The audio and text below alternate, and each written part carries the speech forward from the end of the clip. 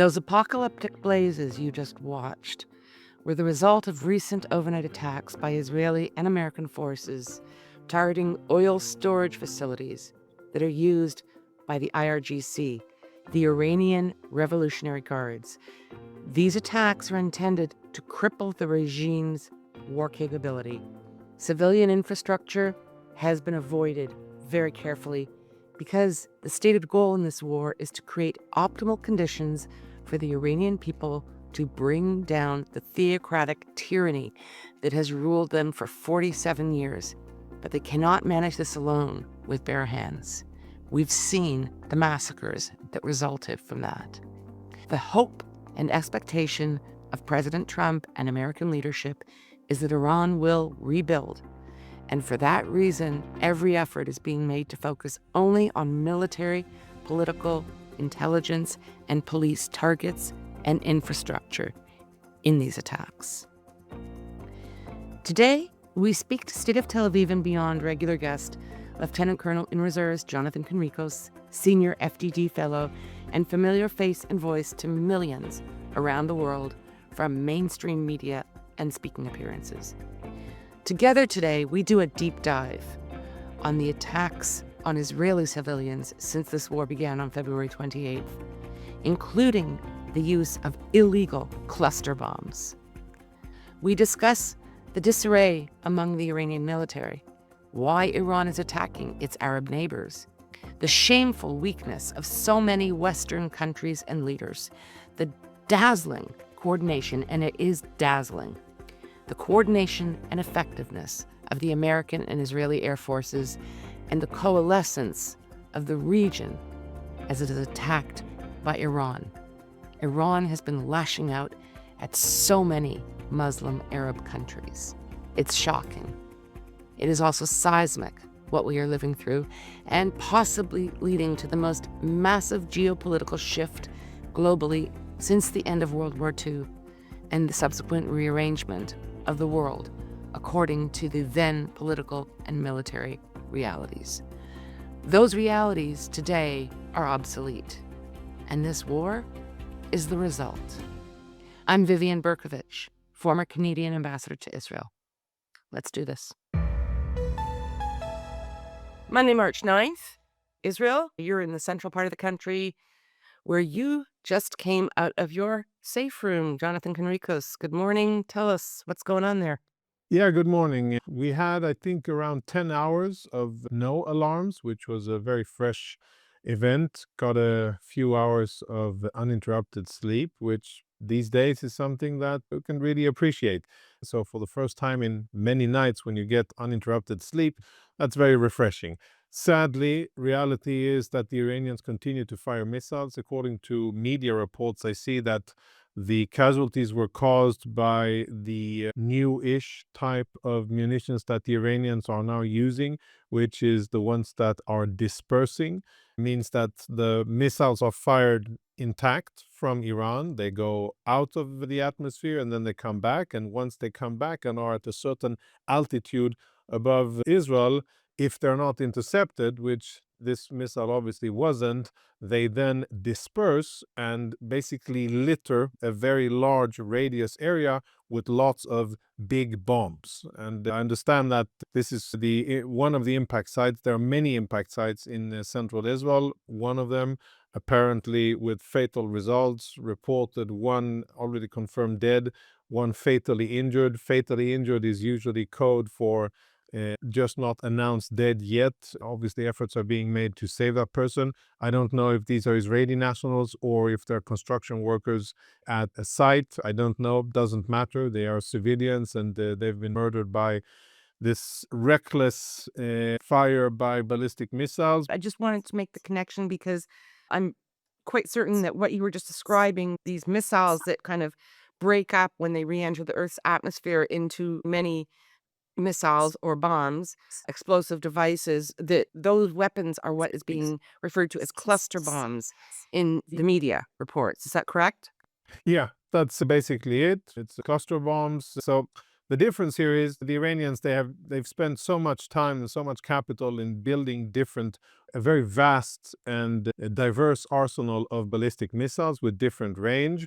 For those of you listening and you want to learn more, if there are people who want to do that, understand more about the Iranian ballistic missile, I can recommend a big monograph that was done by one of the foremost experts on everything Iranian regime at FDD, Behnam Ben Taleb, FDD senior fellow and really an expert. He wrote this a year and a half ago, more than that actually, 2 years ago, a big paper on the various Iranian missiles, their range, their payload capabilities, etc. We will include the link to that paper in the podcast notes. Yeah. So thank you for that. And now let's go back to the zoom out that you were just beginning. Yeah, so zooming out, taking stock of the situation, 9 days since this war started, I think things are proceeding or very well.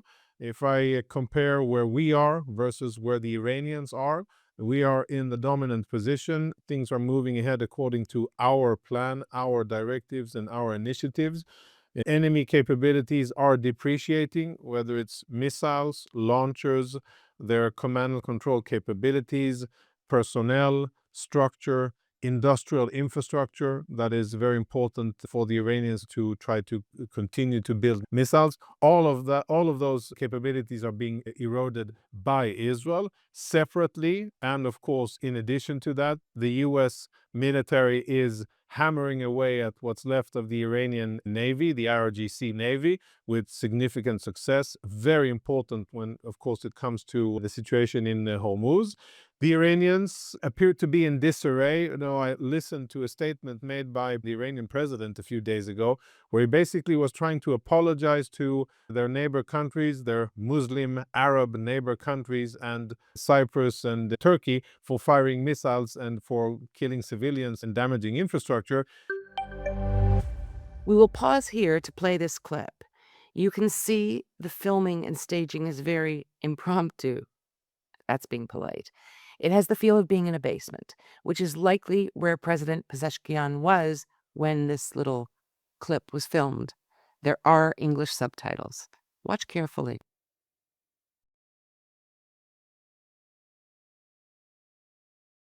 من اینجا لازم از کشورهای همسایه که مورد حمله قرار گرفتن از طرف ایران از طرف خودم عذرخواهی کنم برای اینکه ما این روند با اوضاعی که اتفاق افتاد، فرماندهان ما، رهبر ما، عزیزان ما در حقیقت جان خودشون رو از دست دادن به خاطر تجاوز وحشیانه‌ای که داشت و نیروهای مسلح ما، قهرمانانی که جان برکفن و زندگیشون کف دستشون گذاشتن که از تمامیت ارضی دفاع کنن، دیگه وقتی فرماندهان نبودن آتش به اختیار تمام اون اقداماتی که لازم بود انجام دادن و با عزت و قدرت از سرزمین ما دفاع کردن.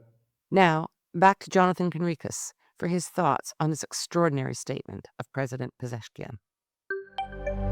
He said something that was really amazing for me to hear, where he basically explained and said, the problem is that we have lots of commanders in the military who are not in touch with their units and with the chain of command, and they've taken independent action, and that's what you've seen fire, which is worrying on many fronts. One, it is untruthful because this has been going on for a week and a half, and that doesn't make sense. Two, it's relentless, continuous fire, and it doesn't make sense that they're not in control. But third, to say that you, as almost the head of state, are not in charge, not in control of what your military is doing, is extremely revealing and I think very embarrassing. Even more interesting, immediately after, two important spokespeople, one the Speaker of the Parliament, and second, some important guy at the National Security Council said, actually, no, we're not going to stop firing missiles at neighboring countries. If Iran is fired upon from those areas, we will continue to target those cities. And by all means, continue. I think it's a strategic mistake that the Iranians are doing. And when, as Napoleon said, when your enemy is making mistakes, don't interfere. And if they want to continue fire missiles at the UAE, at Saudi, at Bahrain, at Qatar, all of the other countries, I think it's just very demonstrative of who the Iranians are, why it's absolutely necessary to bring down this regime, because it is a regime that has zero regard for human life, zero regard for international law, zero respect for the sovereignty of other countries, as they have proved many times over, and firing at civilian targets. By definition, this isn't a mistaken fire. They're not, oops, we hit the Dubai airport 4 times with dozens of drones. Oh, just by mistake, we hit 3 different oil refineries in the UAE and in Saudi. No, this is intentional. This is what the Iranians are trying to do, and it's part of a pressure tactic, which I think will fail. I'll say 2 things that concern me before we go on to the next. I am concerned by oil prices. They are important in terms of political pressure in Israel, and all of the cacophony of people who don't want Israel to succeed and don't want the President Trump to succeed. They will be giddying that price, and they will be jacking it up more and more in order to apply pressure on the US and Israel to stop the fighting. So that's important to monitor. Last time I checked, it was $108 in the Asian markets. By the time this podcast gets out, I'm sure US markets will be open, and we'll see where that goes, but that's an important factor. The issue here with the Iranian Navy is that my bet would be that the US, and to a certain extent Israel, will be able to take out the Iranian offensive capabilities sufficiently in order to actually push that price back down. It'll take time because there are strong interests that are, as I said, jacking up the price for political purposes, and there are a lot of economic interests behind it as well. But I think militarily speaking, the US military is very much aware of what's at stake and hard at work in dealing with ballistic missiles, drones, and their naval capabilities to keep the Iranians from being able to fire missiles at oil refineries and from closing the Hormuz Strait. But that's definitely something that we're watching and need to be monitoring. And the second thing is, and the Israeli Prime Minister Netanyahu spoke about this, talk about fragmentalization or balkanization of Iran as a result, or as a byproduct, or by design as a result of the war. Those are 2 topics that I think the Iranian regime will try to exploit and put front and center of international debate. And I think I commend the fact that Prime Minister Netanyahu spoke about it, and that the president has now also spoken about it, and that we are clear. We are not looking to change the borders of the state of Iran. Israel and the US are respectful and want to preserve the territorial integrity of the state of Iran, and do not wish to see a Baluchistan, a Kurdistan, a Azerbaijani province, and an Abkhazi province. None of that. It's about the territorial integrity of the modern recognized state of Iran, but with a regime that isn't murderous, crazy, genocidal, and oppressive of the Iranian people. Sounds reasonable to me, and I want to say that you and I have both been somewhat critical in the past of the current government in Israel, the coalition government, and I think we are both sitting here and saying thank you for doing such an extraordinary job in leading this war effort. I have nothing but praise for Prime Minister Netanyahu at the moment, but that's separate from obviously the domestic issues that we tend to focus on in other discussions. I want to make a few very quick comments before we move on to the sort of phases of this war that we've seen from the beginning. With respect to oil prices, the last I read, which was middle of the night last night, my sleeping patterns are a little off, was that at the pumps in the US, the prices are up about 17%. And that's the real kicker. I do, of course, remember 1973 when the OPEC oil embargo kicked in. I don't think you were born yet, but it was really bad when people were lined up for hours at the pumps throughout North America and probably in Europe as well, but it really hit America hard. And it passed. It was a moment and it passed. Yeah, but that's not going to happen, Viv, because US is the largest manufacturer and exporter producer of oil, and there's enough other venues. Hormuz is only 20% of oil. Many other countries have other ways of exporting it. Yes, that'll jack up prices and it'll have an effect, but Americans going to the pump, they have enough oil to be self-sufficient for millennia, for generations to come. And I don't think we're going to see anything like it No, Um, I don't either. I was just trying to put it in perspective, and I will put a shot of the lineups from the gas stations in because I remember that stuff historically, and it was extraordinary.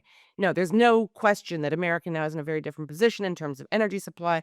The other quick comments I just wanted to make, somewhat ironic. I have been astonished. I learned a few days ago that more missiles have been fired at the UAE from Iranian territory than even Israel, which I have to admit I was not aware of, and that kind of shocked me. I want you to comment briefly on that and this. Qatar. They've been hitting Qatar, and I believe it was yesterday that the Qatari leader said, we're throwing Hamas out. I understand that Qatar has made these comments previously about throwing Hamas out and then welcoming them back in. But just briefly, why are they hitting the UAE so hard? And Qatar, that seems like beyond extraordinarily not smart. yeah, it's a difficult one to explain. I'll offer a theory, but it is difficult to explain because, as you say very correctly, it doesn't make sense. It doesn't make strategic sense. It is self-defeating. I think it'll be counterproductive. And just for people to have context here, the UAE, which we in Israel are favorable towards, and it has a positive image of this investment heaven and the normalized ties with Israel, Abraham Accord, a lot of positive things. They are perhaps the most important hub for sanctions evasions for the Iranians. They have been offering the Iranian regime tremendous financial services, without which Iran would really struggle to continue to get payments from China and others for the dirty oil that they are exporting in violation of international sanctions. So I think Iranian motivation could be a few. One, just pure, unchecked rage, and rage at the fact that, from their perspective, from an Iranian perspective, other countries have the audacity to allow the US to use bases on their soil in order to strike Iran. Something that's primal, basic, in the gut. How the hell do you dare? And I'm going to punish you in return. The second reason is that Iran has this idea of firing at Gulf states and countries around in order to elevate oil prices and in order to create chaos and suffering, for that to be translated to political pressure in order to force the US and Israel to stop the war. That's the general idea. Oil prices have gone up, as we discussed, but in terms of political pressure, I think what the Iranians have done is exactly the opposite, and they are galvanizing Arab countries to, for the first time, actually put their money where their mouth is, or actually do something meaningful in order to defend themselves. Now, the UAE, credit to them, their air defenses by and large are working. They've been very successful in intercepting ballistic missiles, drones. We are talking about more than 250 ballistic missiles. We're talking about hundreds of attack drones, Shahed and others, that have been fired from Iran at civilian and national critical infrastructure in the Emirates, in Dubai, and in Abu Dhabi. And, credit to them for being able to defend themselves. Yes, that wasn't in my bingo card either, that the Iranian regime would focus so much firepower on an Arab Muslim country. And I think a third reason is how annoyed, disappointed, and frustrated the Iranian regime is with the fact that the UAE is the first and very important Arab country that normalized ties with Israel and became part of the Abraham Accords. And I think that's punishment for that as well.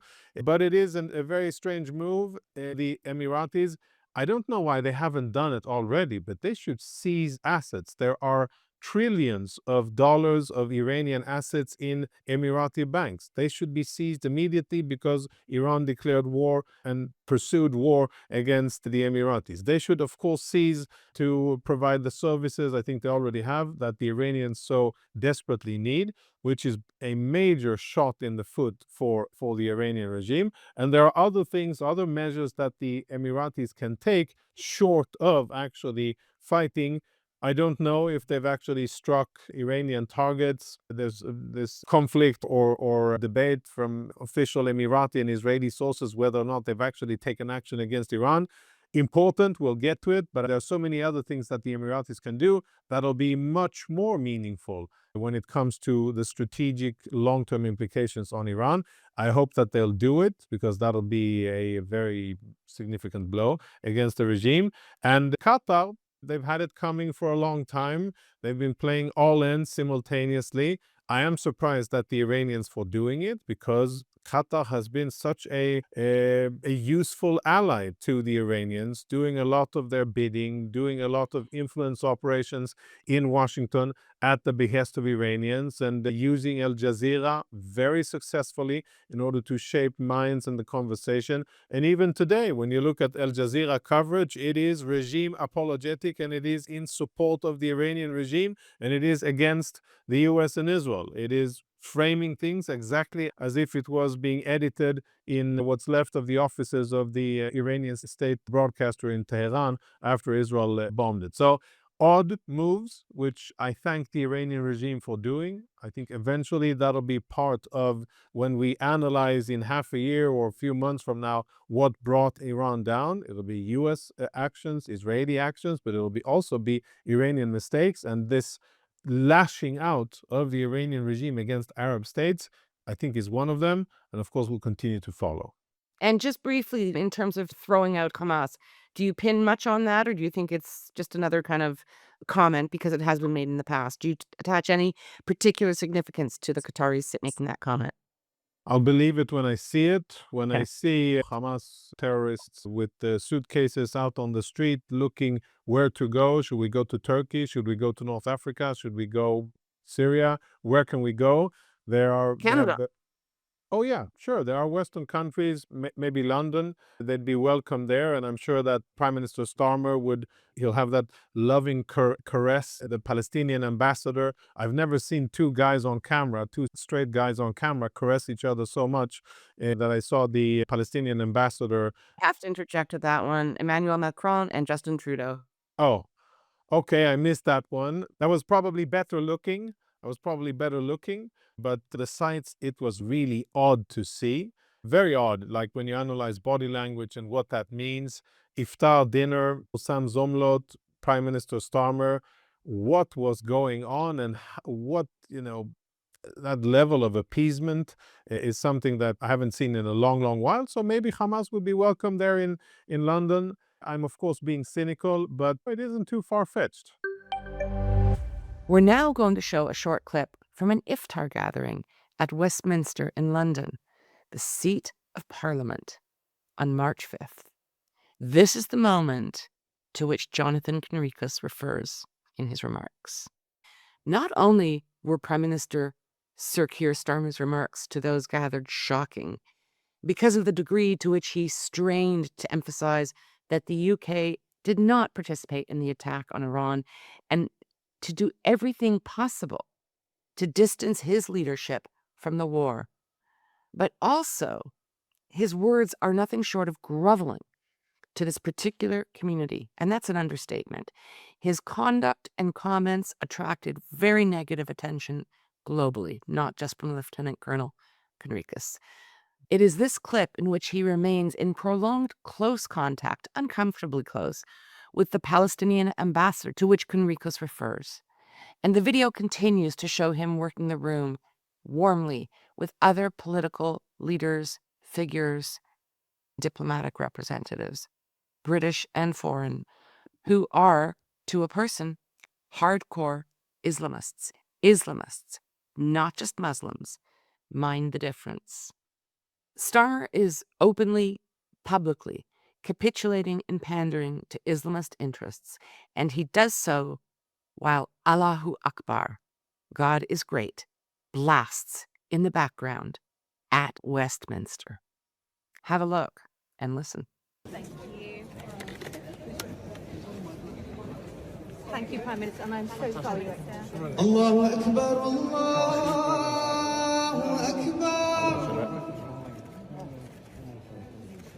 Allahu Akbar, Allahu Akbar.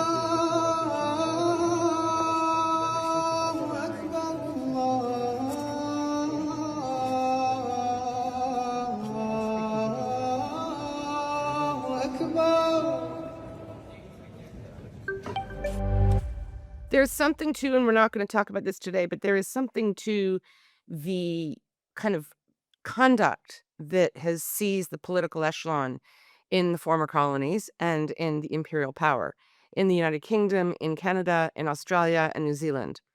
There is an extremeness to the political discourse and approach to the Middle East that is weird. And I've not yet read any good analysis of it. So if you come across it, let me know.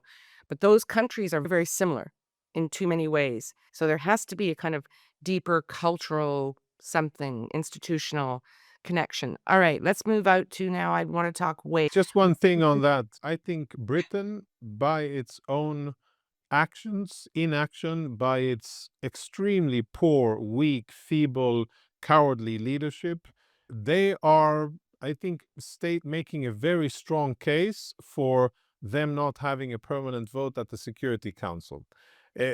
For me, I look at their actions, their statements.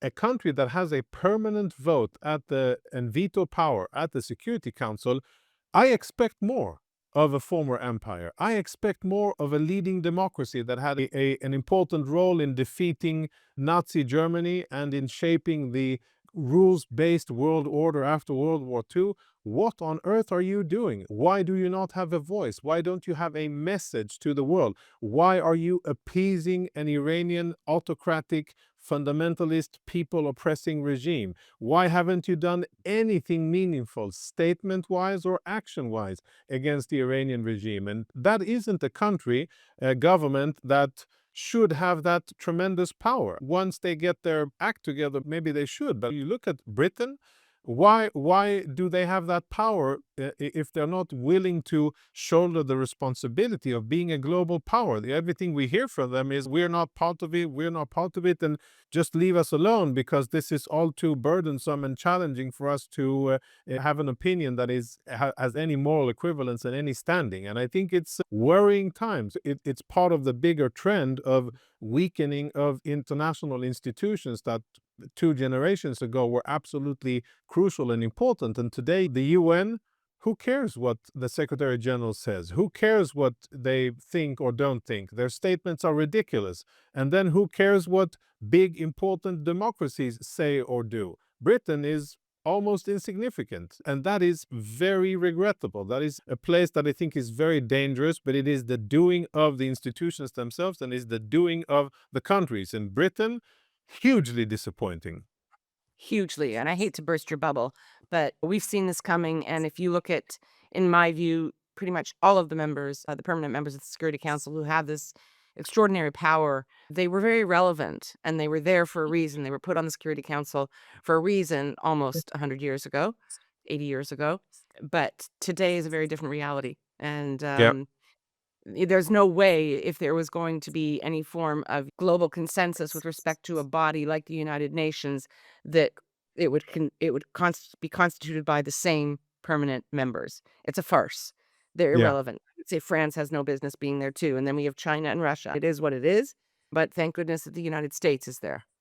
Yeah. And Churchill, I heard him rolling in his grave last night. I don't know if you did, but he's It not was being either him rolling in his grave or it was the sound of interceptions of ballistic missiles. It was a rumble. Yeah. It was a cacophony, as you had said earlier. A brief pause here to ask our loyal listeners, and you are many, to please consider becoming a premium paid subscriber today, or contribute to support our work at Buy Me a Coffee. Just go to stateoftelaviv.com, all one word, and you'll see the icons and you know what to do.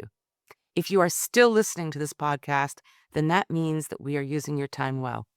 We are working here day and night through this war to inform and add value and truth to the public discourse on this existential war for Israel and, frankly, the Western world.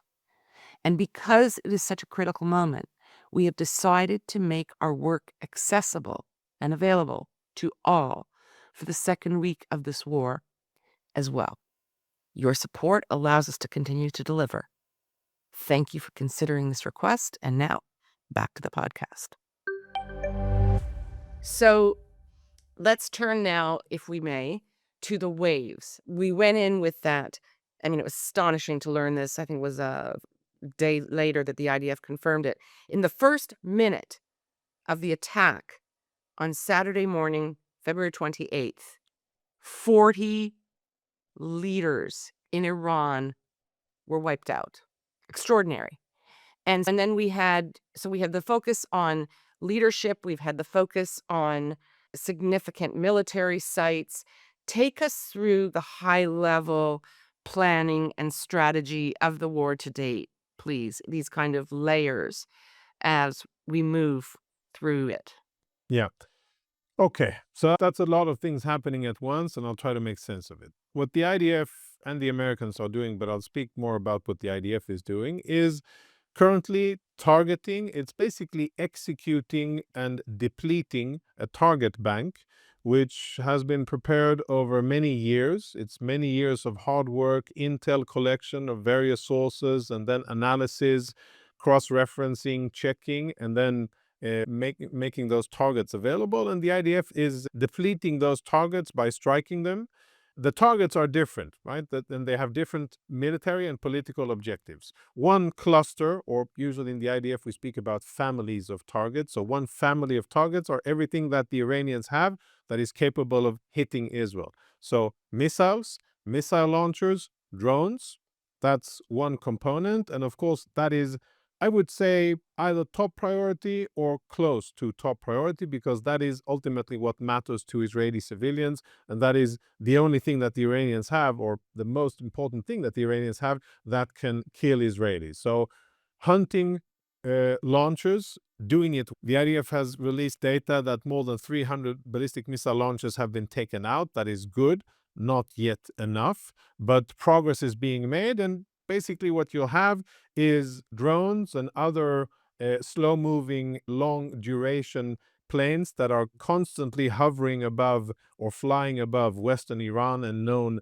sites. And then once missiles are fired, that location is put on, it's part of the system, and then another platform, let's say an F-35, an F-15 or something else, will deliver ordnance to that location in order to suppress enemy fire. And then there's other ways of doing it, but that's one very important part of IDF targeting. Second part of targeting, you refer to it, is personnel.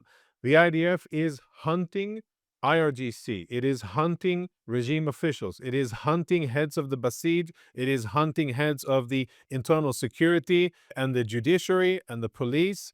Less so the police, but IRGC and political leadership, they are all wanted men, and many of them have a very, I think, short shelf life left. And the IDF is doing that together with Mossad, together with the CIA, and with the Americans. Personnel, symbols of governance, heads of the military establishment, and making them feel persecuted, hunted, and unsafe, and eventually killing them. That's been going on.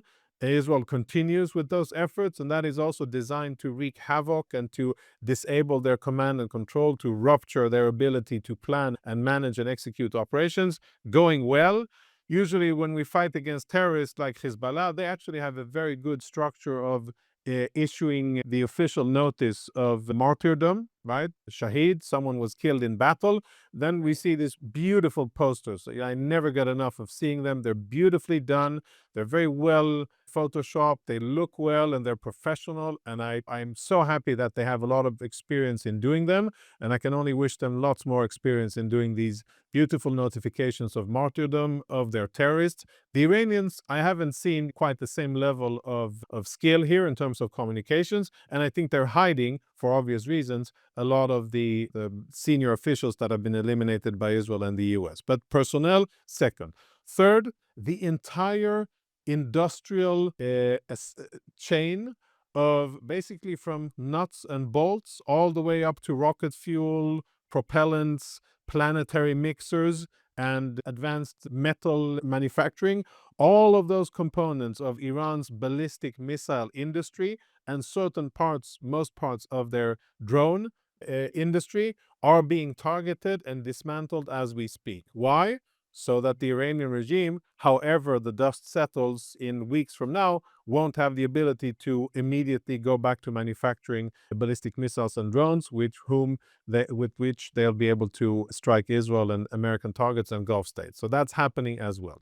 In addition, and very important, number 4 are regime targets, symbols of governance, centers of gravity, command and control nodes and headquarters, and buildings that are important for the Iranian regime in its desire to oppress the Iranian people. And this is almost only exclusively done by Israel. Striking IRGC headquarters, the space headquarters by the IRGC, the naval headquarters, Basij headquarters, local police and judiciary in Tehran and in a few other locations in Iran, in the major cities.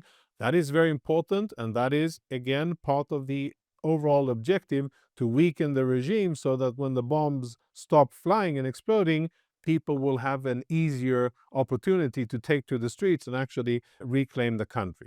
That's number 4. 5, I would say a bit of psychological warfare and applying pressure on the regime.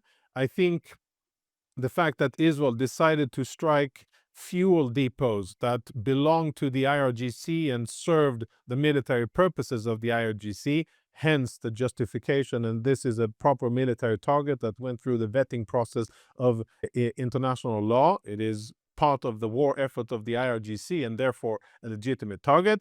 But it was also a wink to the Iranian regime that, listen, you fire missiles at oil refineries and airports and civilian infrastructure all across the Gulf. We can do that too, and we can do it much better than you because you don't control your skies.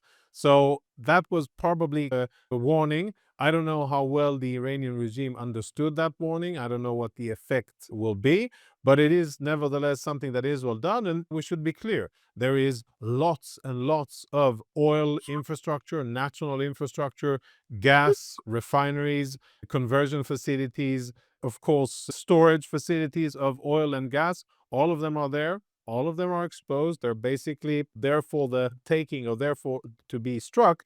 But Israel and the US have made a strategic decision not to, because that would have adverse effects on the Iranian population. And looking at the day after in Iran, I don't think that Israel or the US want to destroy infrastructure that the Iranian people will need, desperately need, in order to generate their revenue and start rebuilding their country, hopefully in a positive direction. So I don't think that we're going to see more of that. The only exception, perhaps Hajj Island, close to Bandar Abbas and the Hormuz area.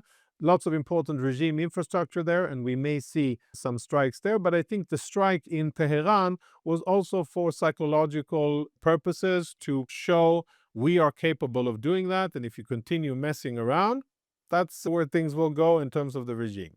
So those are the 5 most important targets. And then in addition to that, as I said, the US are focusing on dismantling Iranian naval capabilities. They're also looking to destroy and negate Iran's ability to fire shore-to-sea missiles in the area of Hormuz, for the obvious effect of keeping the strait open and allowing traffic and minimizing risk.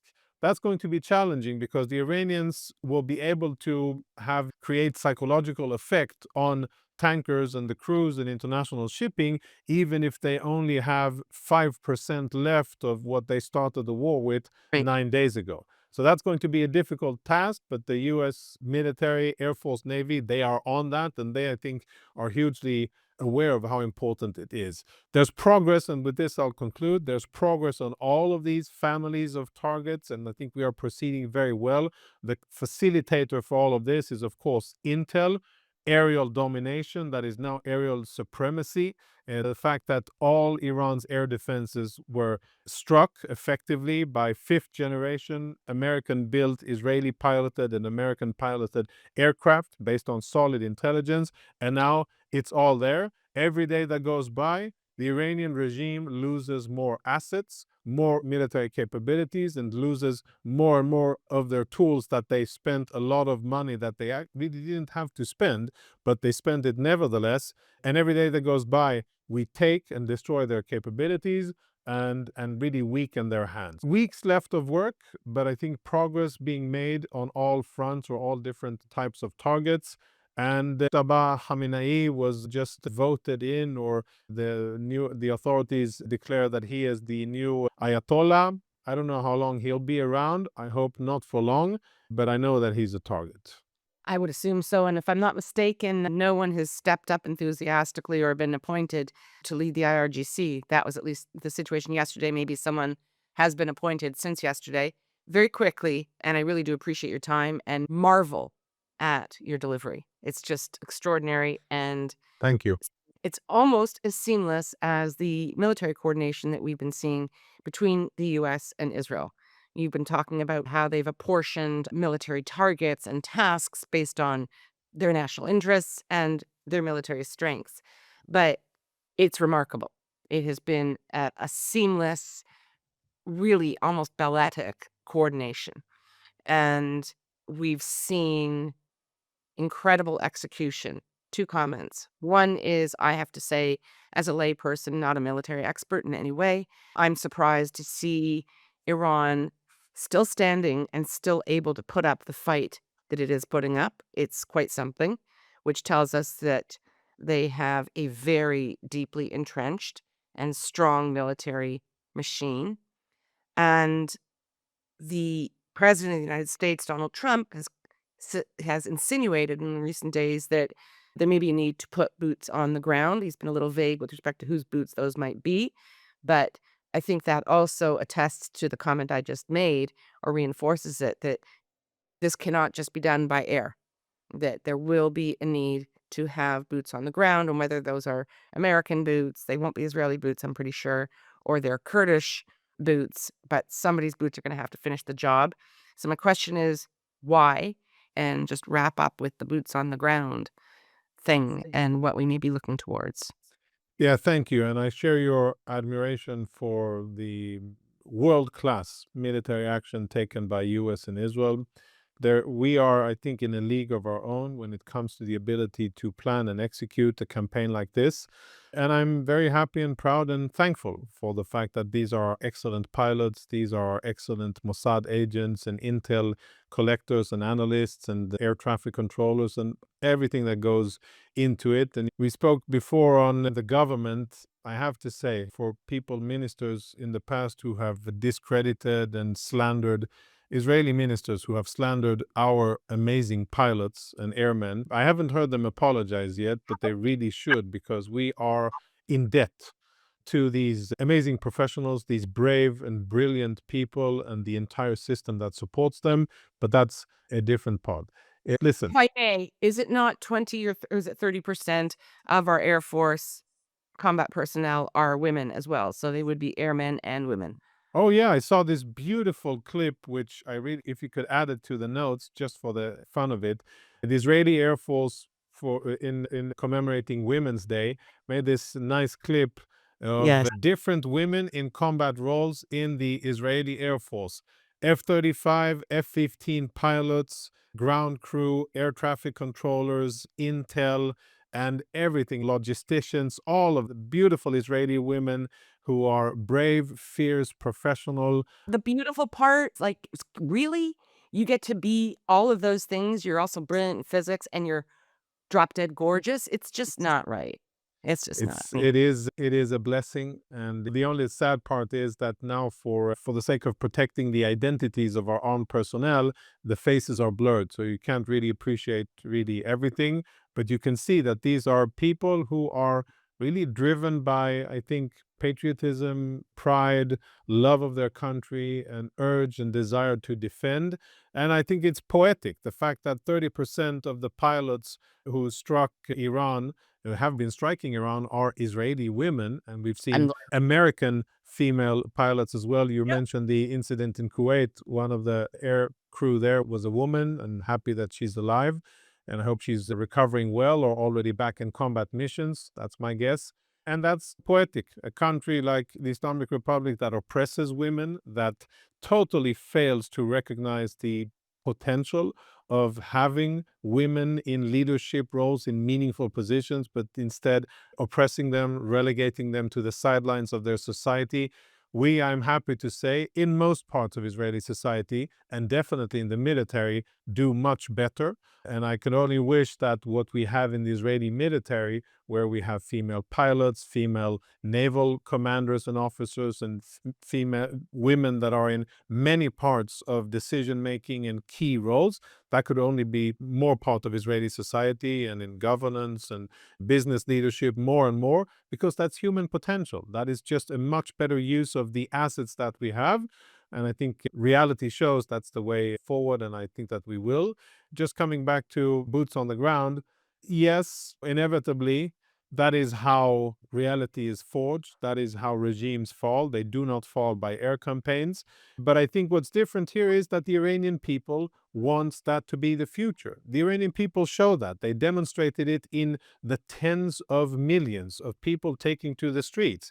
And that's the game changer here. And that really is what should be the different calculation for everybody involved, for the Iranian regime, for the US, for Israel, and for others. When the bombs stop exploding, the Iranian people will be there. I think they're already warming up on the sidelines. Some are providing them with weapons, some are helping them get organized so that when the war, the kinetic part of the war ends, that'll be the time for the Iranian people, better organized, equipped with weapons, with cohesion and a clear idea of what they're doing, to confront what's left of the regime, and to confront what's left of the regime in the sense that it'll be much weakened without the same command and control, and with a lot of things that will have happened behind the scenes that'll be meaningful. I don't think, bottom line, that we're going to see US or Israeli boots on the ground other than special forces, who, by the way, are already there. But other than that, I don't think we're going to see boots on the ground. And I think that it'll be best and wisest for Mossad, CIA, and special forces to facilitate and enable, and then for the Iranian people to stand up against their oppressors and take back their country. Will it be pretty? Most likely no. Revolutions usually are not. Will it be peaceful? Most likely no. Revolutions usually are not. I have a strong belief and optimism in that the Iranian people will seize this opportunity, but that is still a few weeks at least in the future. And just what you reflected on the Iranian authorities and military, the IRGC was built for this. They are a state within a state. They are an institution that was built in order to withstand external pressure, but most importantly, internal challenges of the regime. And that's what they were built to do and to face. Yes, strong, but if things continue as they are now, they will fall. And the Americans have said this explicitly. What they're hoping to achieve or see in the coming days is a capitulation by the IRGC and the Basij, the police that have been doing a lot of the dirty work on the streets of Iran for the last few months, that they'll say, okay, we're done. We're not defending this regime any longer. And that's another hallmark that tends to happen at some point in revolutions that are successful. Lieutenant Colonel in reserves, Jonathan Conricus, senior fellow at FDD and great friend of the state of Tel Aviv and beyond. Huge gratitude. Thank you for taking the time today, coming right from the safe room in your home to speak with us and share your tremendous knowledge and understanding of this very complicated situation. Thank you. Thank you so much, Vivian. And that's a wrap for today. Thanks, as always, for being here. Please like us, love us, rate us on your preferred podcast platform, or become a premium subscriber today at stateoftelaviv.com. Or again, you can support our work with a contribution to Buy Me a Coffee. The links to subscribe or support are on our website, stateoftelaviv.com. The State of Tel Aviv and Beyond crew, we're going flat out around the clock, particularly during this critical war, through the sirens, the sleepless nights, to ensure that you receive accurate, timely, and thoughtful analysis. My sound and video guy, he's pushing through this period in an area where missiles fall far too frequently. And he has 5 very young children. This war is very real for us. State of Tel Aviv and Beyond is an independent media enterprise, and we rely on you to continue delivering. Thanks again for being here. Until next time, stay safe And I'm signing off from somewhere in southern Israel where, yes, the Iranians send missiles. They seem to be aiming for some site near the city of Dimona. I hear there's a big jam factory, or maybe it's cookies there. I don't know. Bye for now.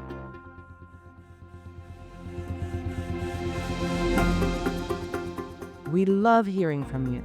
So please comment on our website, stateoftelaviv.com, or send us a note to vivian@stateoftelaviv.com. That's VIVIAN @stateoftelaviv.com. And if you go to our website, stateoftelaviv.com, you can find the subscribe button and take it from there. Hope that you do that. On behalf of the State of Tel Aviv core team, Jan Zabo, our creative, graphic, visual, and marketing man, Amir White, producer and editor extraordinaire, sound guy, who is also impressively patient with me and my boomer tech deficiencies, and our social media manager who pitches in on everything. Thank you, Maya Naftalin. Thanks to the team, and thank you, listeners, for being here. Until next time, stay safe.